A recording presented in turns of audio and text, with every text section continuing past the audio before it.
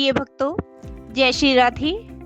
Channel 9 bright star में मैं आप सभी का हार्दिक अभिनंदन करती हूँ और भगवान से प्रार्थना करती हूँ कि आपका हर पल हर क्षण मंगलमय हो, खुशियां भरा हो, उन्नति भरा हो।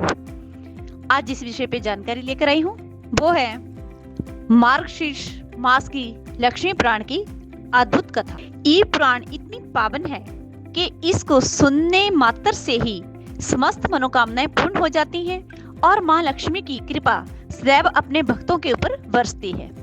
इसी लक्ष्मी पुराण में हमें देवी की अनुपम महिमा से जुड़ी कई अलौकिक कथाएं मिलती हैं। इन्हीं कथाओं में से एक ऐसी कथा का वर्णन भी लक्ष्मी पुराण में मिलता है जहां स्वयं भगवान विष्णु भगवान कृष्ण को भिक्षा मांगनी पड़ी थी। माँ लक्ष्मी जो संसार को वैभव और समृद्धि प्रदान करती हैं, माँ लक्ष्मी की कृपा जिस पर बरस जाए उसके जीवन में धन, सौभाग्य और ऐश्वर्य का बेहद प्रवाह हो जाता है।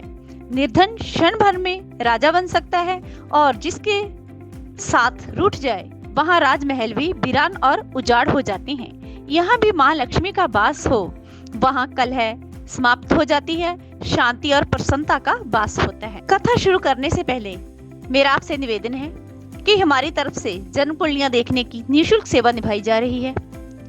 यदि आपकी कोई भी परेशानी हो, किया कराया जादू टोना, तंत्र बाधा, ऊपरी बाधा, प्रेत बाधा,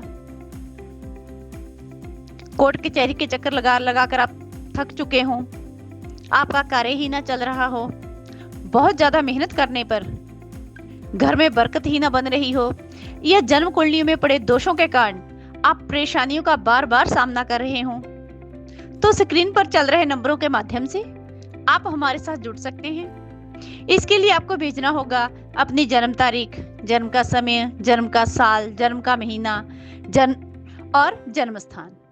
यदि आपके पास पूरी बर्थ डिटेल नहीं है तो आप 1 से लेकर 100 के बीच में गिनती का कोई भी अंक भेजकर अपनी समस्या का समाधान पा सकते हैं। हमारे यहाँ हर समस्या का समाधान हवन यज्ञ, पूजा पाठ, मंत्रों द्वारा किया जाता है। वो भी वो सिद्ध मंत्र जो हम अपनी स्वयं की मेहनत से सिद्ध करते हैं। चलो शुरू करते हैं आज की जानकारी। आइए शुरू करते हैं माँ लक्ष्मी की पावन कथा। एक बार ऋषि दुर्वासा अपने शिष्यों के साथ महादेव के दर्शन हेतु शिवलोक में जा रहे थे। मार्ग में स्वर्ग नरेश इंद्रदेव भी ऐरावत पर सवार होकर भ्रमण कर रहे थे। महर्षि दुर्वासा के मिलने पर स्वर्ग नरेश इंद्र ने दंडवत प्रणाम किया और साथ ही कुशल मंगल के बारे में पूछा। स्वर्ग नरेश इंद्र के व्यवहार से महर्षि दुर्वासा अति प्रसन्न हुए। उन्होंने प्रसन्नता में इंद्रदेव को जगत के पालनहार भगवान विष्णु द्वारा प्रदत्त दिव्य पुष्प अर्पित किया। उस समय स्वर्ग नरेश इंद्र ने पुष्प को ऐरावत के मस्तक पर सजा दिया। दिव्य पुष्प का स्पर्श पाकर ऐरावत तेजस्वी और ओजस्वी हो गया। उसी समय ऐरावत सब कुछ त्याग कर वन प्रस्थान कर गया। ये देखकर महर्षि दुर्वासा के क्रोध की कोई सीमा ना रही। उन्होंने उसी समय इंद्र को भी श्री बहीन होने का श्राप दे दिया। महर्षि दुर्वासा के श्राप से लक्ष्मी बहीन हो गई।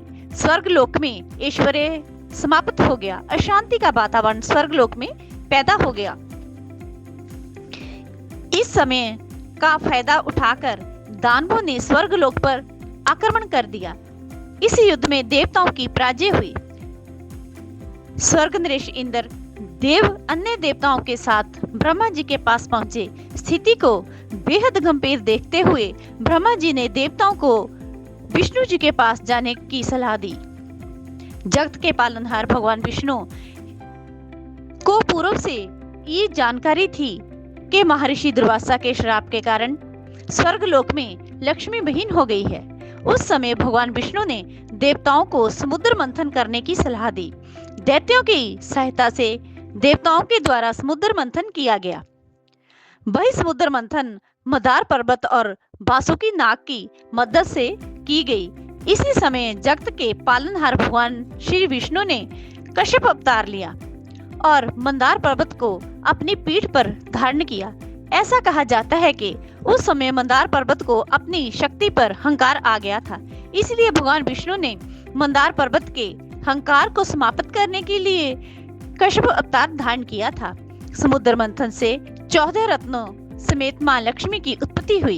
इस समय अमृत कलश भी प्राप्त हुआ था। अमृत पान करने के बाद देवता अमर हो गए, जिसके बाद देवताओं और दानवों के मध्य भीषण युद्ध हुआ। इस युद्ध में दानव हार गए और देवता विजयी हुए। इस प्रकार समस्त लोकों में मां लक्ष्मी का पूर्व आगमन हुआ। मां लक्ष्मी 4 भुजाओं वाली दिव्य स्वरूपिणी है और सदा कमल पर आसीन रहती है।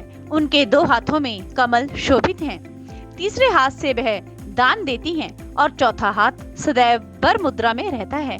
इसका गूढ़ रहस्य ये है कि मां लक्ष्मी की कृपा साधक पर दोनों हाथों से निरंतर बरसती है।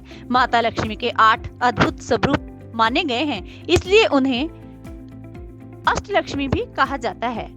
धन्यवाद। हमारे द्वारा दी गई जानकारी आपको कैसी लगी? प्लीज कमेंट बॉक्स में अपनी राय जरूर देना। जय माता लक्ष्मी।